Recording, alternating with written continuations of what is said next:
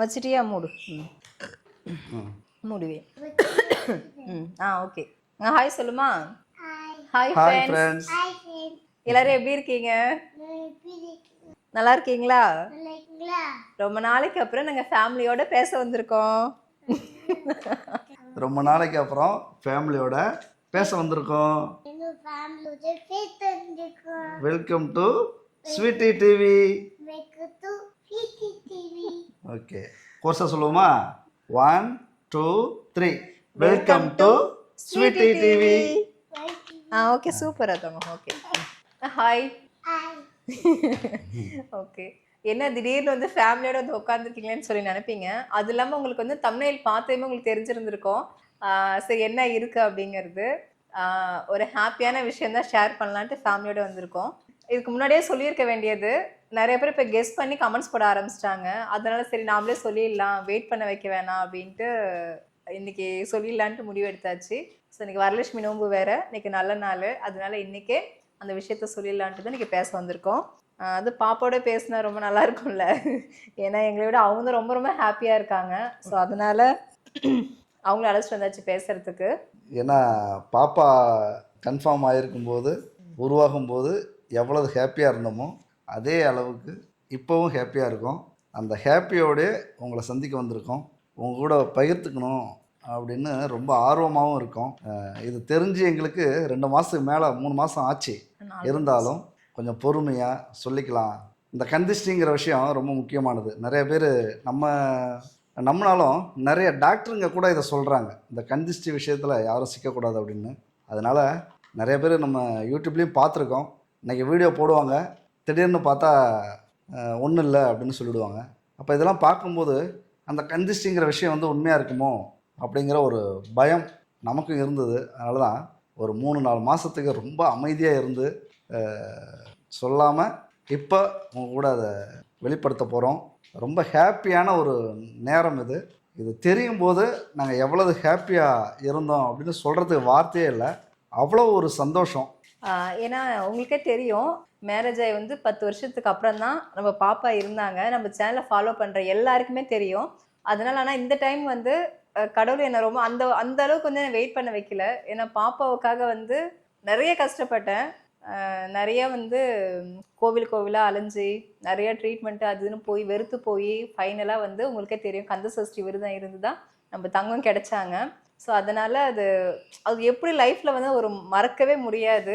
அந்த மாதிரியான ஒரு விஷயம் அது எங்கள் லைஃப்பில் வந்து வந்தது. அந்த மாதிரி நமக்கு அடுத்தது வந்து அடுத்த பேபிக்கு ஒரு பிளான் இல்லை. இருந்தாலும் சரி 10 வருஷத்துக்கு அப்புறம் தான் பாப்பாவே இருந்தா, இதுக்கப்புறம் எங்கே இருக்க போகுதுங்கிற ஒரு தாட் நமக்குள்ளே இருந்தது. நாங்கள் அதை கேர் பண்ணிக்கவும் இல்லை. சரி பரவாயில்ல, அடுத்தது கடவுள் கொடுத்தா ஓகே தான், இல்லைன்னா பாப்பாவோட அப்படி நம்ம ஃபேமிலி அப்படியே ரன் பண்ணிக்கலாங்கிற ஒரு முடிவுக்கு வந்தோம். ஆனால் இப்போ பாப்பா பிறந்து இப்போ 3வது பர்த்டே இப்போ தான் மே மாதம் முடிஞ்ச உடனே அடுத்து இப்போ ஒரு அப்போவே கன்ஃபார்ம் ஆயிடுச்சு. பாப்பா வந்து பர்த்டே அப்போலாம் வந்து அப்போ தான் கன்ஃபார்ம் ஆச்சு. கிட்டத்தட்ட இப்போ ஒரு 4.5 மாதம் ஆகுது. அவங்க சொன்ன மாதிரி கந்திஷ்டி ஒரு விஷயமா இருந்தால் கூட இன்னொரு முக்கியமான ஒரு விஷயம் உங்கள் எல்லாருக்கும் சொல்லி ஆகணும். நிறைய பேருக்கு தெரிஞ்சிருந்திருக்கும், என்னுடைய அண்ணன் வந்து இப்போ கொஞ்ச நாளைக்கு முன்னாடி இறந்துட்டாங்க. ஸோ அந்த ஒரு விஷயத்தாலையும் வந்து முக்கியமாக நான் வந்து ஷேர் பண்ணாமல் இருந்தது. ஏன்னா அது ஒரு மிகப்பெரிய இழப்பு, ஈடு இணையே செய்ய முடியாது. அந்த அளவுக்கு ஒரு பெரிய இழப்பு. எங்கள் அப்பாவுக்கு அப்புறம் எங்கள் அண்ணன் தான் எல்லாமே வந்து இருந்தாங்க. உங்களுக்கு தெரியும், நாங்கள் எங்கள் அண்ணன் இல்லாமல் அதிகமாக வீடியோஸ் நான் போட்டிருக்க மாட்டேன். எல்லா விளாக்லையுமே எல்லாத்துலேயுமே அண்ணன் இருப்பாங்க, அண்ணன் பசங்க எல்லோரும் இருப்பாங்க. அது ஒரு தனி மூமெண்ட் எல்லாமே. அதனால இப்படி சடனாக வந்து இப்படி ஆகுன்ட்டு சத்தியமாக நாங்கள் எதிர்பார்க்கல.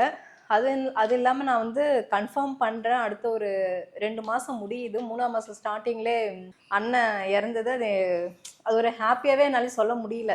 ஏன்னா ஒரு உயிர் போயிடுச்சு அப்படின்ட்டு ரொம்ப ரொம்ப அது வந்து மீண்டு வரத்துக்கே இந்த மீள முடியலன்னு தான் சொல்ல முடியும். ஒரு நாளும் அந்த வலி வேதனையோடு அவங்க நினைவுகளோடு தான் ஒரு நாளும் நாங்கள் கடந்து போயிட்டுருக்கோம்.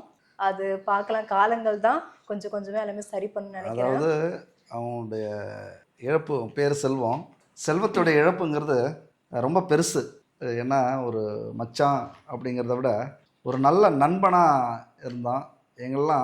எனக்கெல்லாம் ரொம்ப பிடிக்கும், அவனுக்கும் எங்களை எல்லாத்துக்குமே பிடிக்கும். ரொம்ப பாசக்காரன் அப்படின்னு சொல்லணும். ஏன்னா நல்லவங்களை தான் இறைவன் சீக்கிரம் அழிச்சிப்பாங்க அப்படின்னு சொல்லுவாங்க. அந்த மாதிரி சீக்கிரம் அழிச்சிட்டார் போல். அது தாங்க முடியாத ஒரு வருத்தம். இன்றைக்கும் அதை நம்பவே முடியல. ஏன்னா சின்ன வயசு, எல்லார் மேலேயும் பாசம். பாப்பா மேலெலாம் ரொம்ப பாசம், ரொம்ப அன்பு. எங்களை பார்த்தாலே ஒரு பரபரப்பாக ஆகிடுவான், அவ்வளவு ஜாலியாக ஆகிடுவான், ரொம்ப சந்தோஷப்படுவான். அப்படி இருந்த ஒருத்தனை இழந்துட்டோம் அப்படிங்கும்போது ரொம்பவே ஃபீலிங் ஆகிடுச்சு. அதெல்லாம் கடந்து சரியாக அவன் இறக்கிறதுக்கும் இங்கே கன்ஃபார்ம் ஆகிறதுக்கும் சரியாக இருந்ததால் எங்களுக்கு ஒரு இன்னொரு விதத்தில் ஒரு துக்கத்துலேயும் ஒரு சந்தோஷம். கண்டிப்பாக செல்வமாக வந்து பிறக்கணும் அப்படிங்கிறது தான் எல்லாருடைய எங்கள் வேண்டுதலும் ஆசையும் கனவாகவும் இருக்குது. இத்தனை வருஷம் கடந்து யார் இறக்கும் போதும் நான் அழுவலை. அன்னைக்கு என்னால் தடுக்கவே முடியல, தாங்க முடியல, அவ்வளோ அழுக வந்தது. இன்னும் சொல்லப்போனால் ஒரு இறப்புக்கு நான் அழுதது அவனுக்காக மட்டும்தான். ஏன்னா அப்படி ஒரு நல்ல மனுஷன். அவனை இழந்துட்டாங்கும் போது இன்னும் நம்ப முடியல. ஏன்னா பாப்பாவுக்கு ரொம்ப பிடிக்கும். பாப்பாவை பார்த்தாலே ரொம்ப ஜாலியாகிடுவான், என்னென்னமோ செய்வான். அப்படியே ஒரே மாதிரியாக இருக்க மாட்டான். நாங்கள் வந்து ஒரு டைம் ஊருக்கு போகும்போது அண்ணா வந்து ரொம்ப எதிர்பார்ப்பாங்க, நீ வீட்டுக்கு வந்து தங்க மாட்டேங்கிற அப்படின்னு சொல்லிட்டு. நம்ம வேலையே அந்த மாதிரி இருக்குது. அதனால நாங்கள் போகும்போதெல்லாம் அவ்வளோ ஒரு ஹாப்பியாக இருக்கும். பாப்பாவை வந்து தூக்கி தூக்கி கொஞ்சிட்டு நாங்கள் போகிறனாலே வரத்துக்கு முன்னாடி என்ன செய்யணும் என்ன போகணும் அவ்வளோ ஒரு பாசமாக இருக்கும். உண்மையாக அந்த மாதிரி இதுக்கப்புறம் லைஃப்பில் வந்து யாரும் பிறக்க போகிறது கிடையாது. ஏன்னா அவங்க அண்ணன் மாதிரி ஒரு நல்ல ஒரு குணம் சத்தியமாக யாருக்கும் இருக்காது. அந்த மாதிரி நாங்கள் பார்த்தது இல்லை. அதுதான் எந்த வித அந்த பொறாமை அதெல்லாம் எதுவுமே இல்லாமல் எல்லாரும் நல்லா இருக்குன்னு சொல்லிட்டு நிறைய பேருக்கு எல்லாம் ஹெல்ப் பண்ணியிருக்காங்க. ஒரு சில ஹெல்த் இஷ்யூவால தான் இவ்வளோ சீக்கிரம் வந்து எங்களை விட்டுட்டு போயிட்டாங்க. வயசு வந்து 36 வயசு தான். எங்களை மாதிரியே அண்ணி இருக்காங்க. அண்ணனுக்கு பசங்க 2 பேர் இருக்காங்க. தம்பி வந்து 5th படிக்கிறான், பாப்பா இப்போ தான் 7th படிக்கிறா. ஸோ எல்லாம் சின்ன சின்ன பிள்ளைங்க. இந்த ஸ்டேஜ் வந்து கடவுள் ஏன் கொடுத்தாருன்னு ஒரு நாளும் நாங்கள் கேள்வி கேட்டுட்டு இருக்கோம். ஏன்னா அங்கே எங்கள் அப்பாவுக்கு அப்புறம் எங்கள் அக்கா இறந்தாங்க. அக்கா பையனை தான் பிரேம் வந்து நான் வந்து வளர்த்தவன் அப்படியே கொண்டு வந்துட்டேன். அதுக்கப்புறம் திரும்ப எங்கள் பெரிய அக்கா இறந்தாங்க. அவங்க இறந்த 1 மாதத்துலேயே எங்கள் அண்ணனும் இப்போ இறந்துட்டாங்க. கண்டினியூஸாக ஒரு ஃபேமிலி வந்து தொடர்ந்து இறப்பாக வந்துட்டு இருக்கும்போது ஜீர்ணிக்கவே முடியல, ஏற்றுக்கவும் முடியலன்னு வச்சுக்கோங்களேன். இந்த நாள் வரைக்குமே ஏற்றுக்க முடியல. கடவுள் ஏன் ஒரு வாய்ப்பை கொடுத்துருக்கலாமே. ஏன்னா ஹாஸ்பிட்டலுக்கு போய் சிசேரியெல்லாம் பண்ணி எவ்வளோ ட்ரை பண்ணோம். அப்போ கூட வந்து எங்களால் காப்பாற்ற முடியல. இன்னொரு 5-6 வருஷம் இருந்திருக்கலாம். பசங்களாம் சின்ன சின்ன பசங்களாம் இருக்காங்க. கொஞ்சம் வளர்ந்ததுக்கப்புறம் ஏதோ ஆயிரம்னு பரவாயில்ல. ஏன்னா இப்போ அவங்க டெய்லியும் வந்து அப்பா எங்கன்னு கேட்கும்போதெல்லாம் அதை விட ஒரு வலி எதுவுமே இல்லை. அவ்வளோ ஒரு வேதனையாக இருக்குது. ஸோ நான் தனி வீடியோ உங்களுக்கு கொடுக்குறேன். ஏன்னா நம்ம பேசணுன்னா நான் நிறைய பேசுவோம் அண்ணனை பற்றி. அந்த மாதிரி அதான் இந்த இழப்புக்கு வந்து ஈடுனை எதுவுமே இல்லைங்க. அதுதான் நம்ம ஃபேமிலியில் வந்து ஒரு அப்பா இறந்தா எப்படியோ அதே தான். எங்கள் அப்பாவுக்கு மேலே அண்ணன். எங்கள் அப்பா இறக்கும்போது கூட இந்த அளவு ஒரு இது இல்லை. ஆனால் அண்ணன் இறந்தது வந்து எங்களால் அது ஏற்றுக்கவும் முடியல.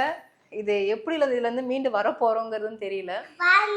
எல்லாருடைய ஆசையும் வந்து கடவுள்கிட்ட நானும் வேண்டிக்கிறது எங்கள் அண்ணனே வந்து என் வயிற்றுல பிறக்கணும். அதுக்காக தான் கரெக்டாக நானும் கருத்தரிக்கிறேன். அண்ணன் இந்த மாதிரி இறந்துட்டாங்க, ஒருவேளை அண்ணன் தான் நம்ம வயிற்றுல வந்து பிறப்பாங்கங்கிற ஒரு முழு நம்பிக்கையில் நான் வந்து இந்த கருவை சுமந்துட்டு இருக்கேன். கண்டிப்பாக அண்ணன் வந்து பிறப்பாங்க, இந்த நம்பிக்கை இருக்குது. எல்லாரும் தான் சொல்கிறாங்க. இதனால தாங்க நான் வந்து வெளிப்படுத்தலை, எதுவுமே சொல்லலை. இப்போ இன்னும் 1 வாரம் தான் இருக்குது 5ஆம் மாதம் ஸ்டார்ட் ஆக. சரி, அது ஒரு சந்தோஷமாக வெளிப்படுத்த முடியல. ஒரு துக்க காரியம், ஒரு பெரிய துக்க விஷயம் நடந்திருக்கு. இந்த நேரத்தில் அது ஒரு முழு திருப்தியோட வந்து என்னால் சொல்ல முடியல. ஏன்னா நான் மாசமாக இருக்கேன்னா அண்ணா அவ்வளோ ஒரு சந்தோஷப்பட்டுச்சு. இப்போது ஒரு 2வது மாசமாக இருக்குன்னதுமே சந்தோஷப்பட்டு அடுத்த ஒரு வாரம் கூட இல்லை. இதனால தான் வந்து சொல்ல முடியல, வேறு எதுவும் ரீசன் கிடையாது. அதுக்கு நிறைய பேர் கமெண்ட்ஸ் பண்ணிட்டாங்க, அக்கா மாசமாக இருக்கீங்களா அப்படின்னு சொல்லி. இந்த ப்ராடக்ட் வீடியோலாம் போடும்போது கமெண்ட்ஸ் வந்துக்கிட்டே இருந்தது. சரி இப்போ சொல்லிடலாம், எப்படி இருந்தாலும் வயிறு தெரியும் கொஞ்ச நாளில், அதனால சொல்லிடலான்ட்டு தாங்க அப்புறம் இன்னைக்கு வந்து சொல்கிறேன். நிறைய பேர் வந்து அண்ணன் எப்படி இறந்தாங்க, எதனால இறந்தாங்க, ஏன் அதை பற்றி பேச மாட்டேன்றீங்கன்னு சொல்லி கேட்குறீங்க. ஏன்னா அதை பற்றி பேசினாலே ரொம்ப அழுகழுகையாக வருது. அது ரொம்ப எமோஷ்னலாக ஆகிடுறோம். அதனால் இந்த சமயத்தில் வந்து ரொம்ப எதுவும் பதட்டப்பட வேணாங்கிறதால தான் நான் அதை பற்றி எதுவும் பேசாமல் இருந்தேன். சரி, ஆனால் இன்றைக்கி வந்து சொல்லிடலாம் அப்படின்ட்டு தான் இன்றைக்கி அதை சொல்கிறேன். அண்ணனை பற்றி பேசினா நிறைய பேசலாம், தனி வீடியோவாக கொடுக்கலாம், ஒரு நாள் ஃபுல்லாக பேசலாம். அந்த அளவுக்கு அவங்கள பற்றி பேச வேண்டியது இருக்குது. கண்டிப்பாக அடுத்த வீடியோ நம்ம பார்க்கலாம் அதை பற்றி. இப்போ நாங்கள் என்ன சொல்ல வந்தோன்னா, அதுதான் சாய்ரா வந்து அக்காவாக போகிறா. அடுத்து ப்ரொமோஷன் வந்து அப்பாவாக போகிறாங்க. 2வது குழந்தை வர போகிறாங்க. நானும் வந்து அம்மாவாக போகிறேன். ரொம்ப ரொம்ப சந்தோஷமாக இருக்குது. இது எல்லாமே வந்து கடவுளுடைய செயல் தான். பாப்பாவுக்கு வந்து கஷ்டப்பட்ட மாதிரி கடவுள் இந்த டைம் இந்த கஷ்டத்தை கொடுக்கலனாலும் நிறைய நாங்கள் வந்து ஆன்மீகத்தில் வந்து இறங்கி சாமிக்காக நிறைய செய்ய ஆரம்பிச்சிட்டோம். அதெல்லாம் நான் உங்களுக்கு தனி வீடியோவாக கொடுக்குறேன். முக்கியமாக ஒரு 2-3 விஷயம் சொல்லிடுறேனே. ஏன்னா அதனால திரும்ப திரும்ப எனக்கு கன்ஃபார்ம் ஆகுதுங்கிற ஒரு ஃபீல். அதுதான் என்னன்னா பாப்பாவுக்கு வந்து நான் கந்த சஷ்டி விரதம் இருந்ததை மெயின் பாப்பா வந்து தங்கினா, அதே மாதிரியே இந்த வருஷம் போன வருஷம் வந்து தீபாவளிக்கு கந்த சஷ்டி விரதம் 7 நாள் வந்து எதுவுமே சாப்பிடாம விரதம் இருந்தேன். ரெண்டாவது வந்து ஒரு குழந்தை வேணும் கண்டிப்பா பாப்பாவுக்கு துணையா இருக்கணும் அப்படின்ட்டு. அதே மாதிரி நானும் எங்க ஹஸ்பண்டும் கிட்டத்தட்ட ஒரு வருஷம் அவங்க வந்து திருவண்ணாமலைக்கு கிரிவலம் போயிட்டு இருக்காங்க. நான் வந்து ஒரு 8 மாசம் போனேன். மெயின் அது ஒரு முக்கியமான ஒரு விஷயம். கிரிவலம் போனது ரொம்ப ரொம்ப முக்கியமான ஒரு விஷயம். அதாவது எங்கள் வாழ்க்கையில் இந்த நிமிஷம் இருக்குல்லங்க, இந்த நிமிஷம் வந்து ரொம்ப முக்கியமான தருணம். ஏன்னா ஏதோ ஒரு விட்ட குறையா தொட்ட குறையா ஏதோ பூர்வ ஜென்ம கர்மாவோ என்னவோ தெரில, நம்ம குழந்தைங்கிறது லேட்டாக தான் பிறக்கணுங்கிற ஒரு விதி இருக்குது. ஆனாலும் அதை வந்து நம்ம எளிமையாக அடைஞ்சிடக்கூடாது. ரொம்ப வாழ்க்கையில் கஷ்டப்பட்டு அவமானப்பட்டு துன்பப்பட்டு நிறைய கேலி கிண்டலெல்லாம் சந்தித்து கிடைக்கணும் அப்படிங்கிற ஒரு விதி இருக்கிறதுனால அதெல்லாம் நாங்கள் பட்டாச்சு. அது பட்டு தான் ஃபஸ்ட்டு குழந்த இந்த முருகன் அருளால் கிடச்சிது. அடுத்தது பார்த்திங்கன்னா 2வது குழந்த அப்படிங்கிறது எங்களுக்கு ரொம்ப ஆசை இல்லைனாலும், முன்னாடி மாதிரி நாங்கள் ட்ரை பண்ணலைனாலும் வருஷங்கள் ஓடிடுச்சு. இருந்தாலும் அடுத்தது நம்ம ட்ரை பண்ணும்போது கொஞ்சம் சிரமமாயிடுச்சு, கொஞ்சம் லேட் ஆகிட்டே இருக்கிற மாதிரி. அப்போ இங்கே நமக்கு ஆன்மீகங்கிறது ரொம்ப முக்கியமாக ஒரு குழந்த பாக்கியம். வாழ்க்கையில் இல்லாதவங்களுக்கு ஒரு விஷயம் வேணும் அப்படின்னா ஆன்மீகத்தை விட ஒரு சிறந்த வழி எதுவுமே இல்லை. 1000 தான் அறிவியல் இருந்தாலும், 1000 தான் நமக்கு அறிவு இருந்தாலும், அல்லது பகுத்தறிவு அப்படின்னு சொல்லக்கூடிய விஷயங்கள் இருந்தாலும், கண்டிப்பாக ஆன்மீகம் அப்படிங்கிறது நம்ம வாழ்க்கையில் ரொம்ப முக்கியம். இது குழந்தைக்கு மட்டும் இல்லை, எந்த ஒரு விஷயமா இருந்தாலும் சரி, மனப்பூர்வமாக முழு நம்பிக்கையோடு நம்ம ஆன்மீகத்தை நம்பி ஒரு விஷயம் நம்ம செய்யும்போது அது கண்டிப்பாக கிடைக்கும் அப்படிங்கிறத 100% இந்த விஷயத்தில் நான் நம்பினேன். இதை பற்றி இன்னும் நிறைய பேச வேண்டியது இருக்குது, நம்ம பேசுவோம். எங்கள் வாழ்க்கையில் இந்த குழந்தை பிறக்கிறது ரொம்ப முக்கியமான ஒரு விஷயம். அது என்னென்னு உங்களுக்கு தெரியும். ஏன்னா பெண் குழந்தை, அடுத்தது எல்லாருக்குமே ஒரு ஆசை இருக்கும். ஆண் குழந்தை பிறந்தா பெண் குழந்தை பிறக்கணும், பெண் குழந்தை பிறந்தா ஆண் குழந்தை பிறக்கணும் அப்படிங்கிற ஒரு ஆசை இருக்கும். அந்த மாதிரி ஒரு ஆசையில் இப்போ ஆண் குழந்தையாக இருக்கட்டுமே, இருக்குமா அப்படிங்கிற ஒரு ஏக்கம், அந்த வேண்டுதலோட நாங்கள் இதை ஆரம்பித்தோம். நிறைய விஷயங்கள் செஞ்சுருக்கோம். நிறைய, அதாவது தவம்னு சொல்லுவாங்களே, 2வது தவம். எப்படி சாயரா பிறக்கிறதுக்காக ஒரு தவம் செஞ்சோமோ, ஒரு தவமாக இருந்தோமோ, அந்த மாதிரி இந்த குழந்தைக்காகவும் ஒரு தவ வாழ்க்கை இருந்தோம் அப்படின்னு சொல்லலாம். நிறைய வேண்டுதல்கள், நிறைய எதிர்பார்ப்பு, நிறைய இழப்பு, இப்படி நிறைய விஷயங்கள் இந்த குழந்தைக்காகவும் நாங்கள் அடைஞ்சிருக்கோம். இந்த குழந்தை வந்து கன்ஃபார்ம் ஆகிருக்கு அப்படின்னு இதை பார்த்த நிமிஷம் இருக்குல்ல, உண்மையாக வந்து என் வாழ்க்கையில் மறக்க முடியாத ஒரு தருணம்.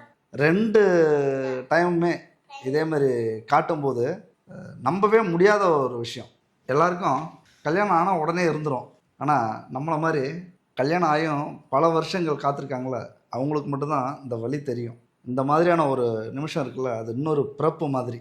பல ஏக்கத்தோட ஆசையோட ஒருத்தவங்க இறந்துட்டா எப்படி இருக்கும், அவங்களே மறுபடியும் பிறந்தாங்கன்னா எவ்வளவு ஒரு சந்தோஷம் இருக்குமோ அப்படி ஒரு சந்தோஷம்தான்.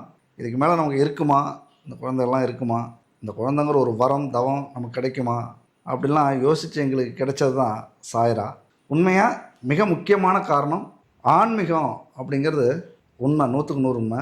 இந்த மாதிரி பல வருஷங்கள் குழந்தை இல்லாமல் தவிக்கிற எல்லா தம்பதியினருக்கும் ஒரு முக்கியமான விஷயம் என்னென்னா, எந்த அளவுக்கு டாக்டரை பார்க்குறீங்களோ, எந்த அளவுக்கு நீங்கள் மருத்துவமனைக்கு போகிறீங்களோ, எந்த அளவுக்கு சிகிச்சை எடுக்கிறீங்களோ, அந்த அளவுக்கு ஆன்மீகத்தையும் நம்புங்க. ஒவ்வொரு பரிகாரமும் செய்யுங்க. உங்களுக்கு பிடிச்ச கோவிலுக்கு போங்க. முக்கியமாக முருகனை வழிபடுங்க. நிறைய விஷயங்கள் சொல்லுவாங்க, அடுத்தடுத்த வீடியோவில் சொல்லுவாங்க. நிறைய விஷயம் இருக்குங்க. எந்த அளவுக்கு நமக்கு மருத்துவமும் முக்கியம், ஆன்மீகமும் முக்கியம். ஏன்னா நாம் வந்து எல்லாருமே இங்கே பண்ணுற ஒரே விஷயம் அதுதான். ஒன்று, நமக்கு தானாக குழந்தை இருக்கணும், இல்லைனா மருத்துவமனைக்கு போய் குழந்தை இருக்க போகுது. எதுக்கு இந்த கோவிலுக்கு குளத்துக்கெலாம் எதுக்கு போகணும் அப்படின்ட்டு. முன்னோர்கள்லாம் கோவிலுக்கு தான் போனாங்க. இப்போ தான் கொஞ்சம் கொஞ்சமாக மருத்துவமனைகள் வந்து அதிகமாக நம்ம அங்கே போக ஆரம்பிச்சிட்டோம். முன்னோர்கள் எப்படி கோவில் குளத்துக்கும் போனாங்க, இந்த சித்த மருத்துவமும் எடுத்திருக்காங்க. அந்த மாதிரி எந்த அளவுக்கு நம்ம மருத்துவமும் எடுக்கிறோமோ, அதே மாதிரி ஆன்மீகத்தை நம்பிக்கையில் கோவில் குளத்துக்கும் போயிட்டு வேண்டிக்கிட்டு அதற்கான பரிகாரங்கள்லாம் செய்யும்போது 100% உங்களுக்கும் குழந்தை இருக்கும். கவலையப்படாதீங்க. பல கஷ்டங்கள் பட்டாலும் இந்த ஒரு நிமிஷங்கிறது எல்லாமே நமக்கு மறைஞ்சிரும் இதை பார்க்கும்போது. அப்படி தான் இருந்தது எங்களுக்கும். அதனால் தன்னம்பிக்கையோட காத்திருக்கிற அத்தனை தம்பதியினரும் மருத்துவமனைக்கு போங்க. அதே மாதிரியே கோவிலுக்கும் போங்க. தெய்வ வழிபாடும் ரொம்ப முக்கியமானது. இதை கண்டிப்பாக நம்புங்க. கண்டிப்பாக. ஏன்னா குலதெய்வ கோயிலுக்கு போங்க. அதுமாரி நான் சொன்ன மாதிரி கந்த சஷ்டி விரதங்கிறது தீபாவளி எப்போ வரும், கண்டிப்பாக அதில் நிறைய பேர் இருந்து, எனக்கு தெரிஞ்சு நான் சொல்லியே நிறைய பேர் இருந்து நிறைய பேர் குழந்தை இருந்திருக்கு. அதெல்லாம் முழுமையாக ஒரு சில பேர் வந்து நான் 3 வருஷம் இருக்கேன், 4 வருஷம் இருக்கேன், அதுக்கப்புறம் நான் எனக்கு இல்லை அப்படின்னு சொல்லி சொல்கிறாங்க. கண்டினியூஸாக நீங்கள் இருந்துகிட்டே இருங்க. கண்டிப்பாக நம்ம எந்த அளவுக்கு வந்து நம்மளை வருத்திக்கிட்டு எந்த அளவுக்கு ரொம்ப நம்ம மன வேதனையோடு இருக்கோமோ, அது எல்லாத்துக்கும் கடவுள் வந்து ஒரு பெரிய கிஃப்டாக தான் இந்த மாதிரி கூடிய சீக்கிரமே உங்கள் லைஃப்லேயே இந்த மாதிரி ஒரு பாசிட்டிவான ஒரு விஷயம் நடக்கும். முழுமையாக கடவுளை நம்புங்க. நம்ம ஒரு சொட்டு அந்த கண்ணீர் விட்டு அழுகுறோம் பாருங்களேன், அதுதான் ரொம்ப முக்கியமானது. நம்ம நிறைய வச்சு படித்தாலும் போனாலும் அதெல்லாம் இல்லை. நம்ம மனமுருகி கண்ணு தண்ணி விட்டு நம்ம அழுகும்போது கண்டிப்பாக அதுக்கு வந்து மனம் இறங்கி கண்டிப்பாக நம்ம என்ன வேண்டிக்கிறோமோ அது கண்டிப்பாக முருகர் கொடுப்பாரு. முழுமையாக நம்பி நீங்கள் வந்து முருகரை நம்புங்க. வீடியோ பார்த்துட்டு இருக்கிற யாருக்காவது குழந்தை இல்லை, ரொம்ப நாள் அங்கே வெயிட் பண்ணிட்டு இருக்கோம் அப்படின்னாலும் கண்டிப்பாக உங்கள் எல்லாருக்கும் இருக்கும். நானும் ப்ரே பண்ணிக்கிறேன். நீங்களும் கண்டினியூஸாக வந்து ப்ரே பண்ணுங்க. நான் உங்களுக்கு வந்து அடுத்தடுத்த வீடியோவில் வந்து நிறைய விஷயம் நம்ம பேசலாம். ஸோ நான் வந்து என்னென்னா, எப்படின்னா நாள் தாண்டிச்சிங்களா, நாள் தாண்டின அடுத்து ஒரு மூணாவது நாளே நான் செக் பண்ணிட்டேன். சரி, எப்போதுமே கரெக்டான பீரியட் வந்து எனக்கு அந்த 29 நாளைக்கு ஒரு டைம் வந்துட்டு இருக்கும். அதனால் 3வது நாளே நான் செக் பண்ணேன். அப்போவே வந்து பாசிட்டிவ்னு வந்துருச்சு. கிட்டத்தட்ட ஒரு 10 கார்டு கிட்டே நான் செக் பண்ணிகிட்டே இருந்தேன். திரும்ப 3 நாள் கழித்து திரும்ப இன்னொரு கார்டு செக் பண்ணேன். அப்புறம் திரும்பவும் வந்து ஒரு 3 நாள் கழித்து திரும்ப செக் பண்ணேன். என்னென்னா நம்ம இதெல்லாம் நம்ம லைஃப்பில் நடக்குமா, இதெல்லாம் ஒரு அதிசயம் தானே. ஏன்னா பாப்பாவே 10 வருஷத்துக்கு அப்புறம் இருந்திருக்கா. அடுத்த குழந்தை டக்குன்னு எப்படி நமக்கு இருக்குங்கிற ஒரு அதிசயம்தான். என்ன நம்ப முடியலன்னு வச்சுக்கோங்க. அதனால திரும்ப திரும்ப 3 நாளைக்கு ஒரு டைம் நான் செக் பண்ணிகிட்டே இருந்தேன். கார்டு வாங்கிட்டு வர்றது, செக் பண்ணுறது, வாங்கிட்டு வர்றது, செக் பண்ணுறது. காலையில் செக் பண்ணுவேன், மதியம் செக் பண்ணுவேன். அந்த மாதிரி மாறி மாறி செக் பண்ணிகிட்டே இருந்தேன். அப்புறம் டாக்டர்கிட்ட போயிட்டு தான், அங்கே போயும் அவங்க சொன்னதுக்கு அப்புறம் தான் நான் கன்ஃபார்ம் பண்ணேன். அந்த மாதிரி நிறைய இந்த மாதிரி இன்னும் 6 கார்டு பாப்பா எங்கே போடுறான்னு தெரியல. கிட்டத்தட்ட நான் கண்டினியூஸாக செக் பண்ணிகிட்டே இருந்தேன். இது ரொம்ப ரொம்ப ஒரு சந்தோஷமான ஒரு விஷயங்க. இந்த ஃபஸ்ட் டைம் எப்படி வந்து காட்டினாங்களோ அதே மாதிரி 2வது டைம் காட்டினாங்க. நான் நம்பவே இல்லை. 2-3 டைம் அடுத்தடுத்த நாள் 2-3 நாள் எடுத்துகிட்டு அதுக்கப்புறம் நம்ம ஹாஸ்பிட்டல் நாங்கள் போனோம். ஹாஸ்பிட்டலில் அவங்க டாக்டர் வந்து கன்ஃபார்ம் பண்ணி சிரிச்சிட்டே சொன்னாங்க. அப்போ தான் நான் நம்பினேன். எதுக்காக சிரிக்கிறாங்க அப்படின்னு எனக்கு தெரியல, சிரிச்சாங்கன்னு தெரியல. எனக்கு உள்ளுக்குள்ளார பயங்கர சந்தோஷம் எங்களுக்கு. ஓகேங்க, இதுதான் ஷேர் பண்ணலான்ட்டு நீங்கள் பேசிகிட்டு இருந்தோம். ஸோ உங்களுடைய ஆசீர்வாதம், உங்களுடைய பிளெஸ்ஸிங்ஸ் எல்லாமே எங்களுக்கு தேவை. கண்டிப்பாக வந்து எல்லோரும் ப்ரே பண்ணிக்கோங்க. இந்த டெலிவரியும் எப்படியும் வந்து பாப்பாவுக்கு சிசரியன் தான். ஸோ இந்த டைம் சிசரியன் தான். ஏன்னா ஃபஸ்ட்டு குழந்தை சிசரியனால அடுத்த குழந்தை சிசரியன் தான். அதனால் ரொம்ப சேஃபாக ஹெல்த்தியாக சாயிற மாதிரி இந்த குழந்தைய நான் அந்த உலகத்துக்கு, இந்த மண்ணுக்கு நான் வந்து ரொம்ப பத்திரமா கொண்டு வரணும். கண்டிப்பாக எல்லோரும் வந்து வேண்டிக்கோங்க. இன்னும் நிறைய விஷயம் இருக்குது பேச வேண்டியது. இதுக்கப்புறம் இடையில வந்து விலாக்லாம் பார்க்கலாம். ஏன்னா சாயிரெல்லாம் இப்போ ஸ்கூல் போக ஆரம்பிச்சிட்டாங்க. ப்ரீகேஜி ஸ்டார்ட் பண்ணியிருக்கா. இப்போ 3 வயசு ஆனதால் அவள் ஸ்கூல் விலாக் எல்லாம் நிறைய எடுத்து வச்சுருக்கோம். டைம் இல்லை. அப்புறம் நிறைய ஃபோன் கால்ஸ், ப்ராடக்ட் பற்றி எல்லாமே நாங்களே பேசிட்டு நாங்களே எல்லாமே பண்ணுறதால சுத்தமாக டைமே இல்லைங்க. அதனால் வந்து இப்போ ஃபோன் கால்ஸ் கூட ரொம்ப அட்டன் பண்ணுறது இல்லை. வாட்ஸ்அப் கால் மட்டும்தான் வந்து நான் பேசிகிட்ருக்கேன். நிறைய பேர் ஃபோனே அட்டன் பண்ண மாட்டேன்றீங்கன்னு சொல்லி கேட்குறீங்க. அங்கே பாரு, அங்கே வீடியோ பாரு. எங்கே போனால் இப்போ திடீர்னு வந்து உட்காந்துருக்க? கடைக்கு போயிட்டு வந்துட்டியா? ஓகேங்க, அவ்வளோதான். நாங்கள் பேச வேண்டியது எல்லாமே பேசியாச்சு. அடுத்தடுத்து நிறைய விளாக் வந்து நீங்கள் பார்க்க போகிறீங்க. ஸோ அதான் நான் சொல்லிட்டு இருந்தேன்ல, சரியாக ஃபோன் கால் அட்டன் பண்ண முடியல. நிறைய பேர் வந்து ஏன் கால் அட்டன் பண்ண மாட்டேன்றீங்கன்னு சொல்லி கேட்குறீங்க. ரொம்ப அடிக்கடி உங்களுக்கே தெரியும், அந்த வாமிட்டிங் எல்லாமே ரொம்ப இருந்துட்டு இருக்கிறதால கொஞ்சம் அப்பப்போ ஃபுல்லாகவே டயர்டாக தான் இருக்கேன். வெயிட் இருக்க குறைஞ்சிட்டே தான் இருக்குது, ஏறவே இல்லை. சாப்பிட முடியல, வாமிட் இருந்துகிட்டே இருக்குது, தலை சுத்தல் ரொம்ப இருக்குது. அதனால அப்பப்போ ரெஸ்ட் எடுத்துகிட்டே இருக்கிறது. ஃபோன் பேசினாலும் ரொம்ப டயர்டாயிடுறேன். அதனால தான் வாட்ஸ்அப்பில் மட்டும் மெசேஜுக்கு வந்து நான் ரிப்ளை கொடுத்துட்ருக்கேன். எதுவும் தப்பாக எடுத்துக்காதீங்க. ஓகேங்க, அடுத்த ஒரு அருமையான விலாகில் சந்திக்கலாம். உங்களுக்கு ரொம்ப ஹாப்பியாக இருக்கும்னு நாங்கள் நினைக்கிறோம். கண்டிப்பாக எல்லோரும் சேர்ந்து எங்களுக்கு பிளெஸ்ஸிங் பண்ணுங்கள். ஏன் குடும்ப விஷயத்தெல்லாம் வீடியோ எடுத்துகிட்ருக்கீங்க, அதை பப்ளிஷ் பண்ணிகிட்ருக்கீங்க அப்படின்னு நல்லா சொல்லுவாங்க. நம்ம அடுத்தவங்களுக்கு சொல்லலை. இங்கே இருக்கிற அத்தனை பேரும் 2.5 லட்சம் பேரும் நம்முடைய சொந்தங்கள், உறவுகள். அதனால் அவங்க கூட பகிர்ந்துக்கிறதுல எந்த ஒரு பிரச்சனையும் எங்களுக்கு இல்லை. அதனால் தைரியமாக பகிர்ந்துப்போம். இந்த வீடியோத்தோடு முடிச்சுக்கிறோம். அடுத்த ஒரு அற்புதமான வீடியோவில் சந்திப்போம். நன்றி, வணக்கம். வணக்கம். பாய் சொல்லிடாங்க. பாய். தம்பி பார்க்க போகிறேன்னு சொல்லு. அம்மா வயிற்றுல என்ன இருக்கு? தம்பி பாப்பா இருக்கு அம்மா வயிற்றுல. தம்பி பாப்பாவுக்கு உம்மா கொடு. வயிற்றுல உமா கொடுப்பா, அடிக்கடி கொடுத்துட்டே இருப்பா. எப்பமா வருமா, எப்பமா வரும், தங்கு பாப்பா எப்பமா வரும், இப்போ வளர்ந்துருக்குமா, எவ்வளோ பெருசு இருக்குமா அப்படின்னு சொல்லி இப்போவே அவங்க தாலாட்டு பாடுறதுல ரெடி ஆகிட்டு இருக்காங்க. ஒரு பொம்மையை வச்சு மடியில் தூங்க வைக்கிறது, தாலாட்டு பாடுறதுக்கு பால் ஊற்றுறது, எல்லாம் என்னென்னமோ பண்ணிட்டு இருக்கா. வயிற்றுல இருக்கிற குழந்தை வந்து சாயிர அக்காவா கிடைக்கிறதுக்கு ரொம்ப ரொம்ப கொடுத்து வச்சிருக்கணும். ஏன்னா அவ்வளோ ஒரு கேரிங்காக இருக்கு. இப்போவே வயிற்றுல இருக்கும்போதே அவ்வளோ ஒரு கேரிங்காக இருக்கா பாப்பா. சாராவிட்ட கேட்டால் உனக்கு தம்பி வேணுமா பாப்பா வேணுமா அப்படின்னா தம்பி பாப்பா வேணும் அப்படிம்பாங்க. நமக்கே வந்து ஆச்சரியமாக இருக்கும், சிரிப்பாக இருக்கும். ஏன்னா 2 பேருமே வேணுமா. அதனால வந்து பார்க்கலாம் எப்படி பிறக்கிறாங்க அப்படின்னு. ஓகேடா, பாய் சொல்லுடா. பாய். பாய்.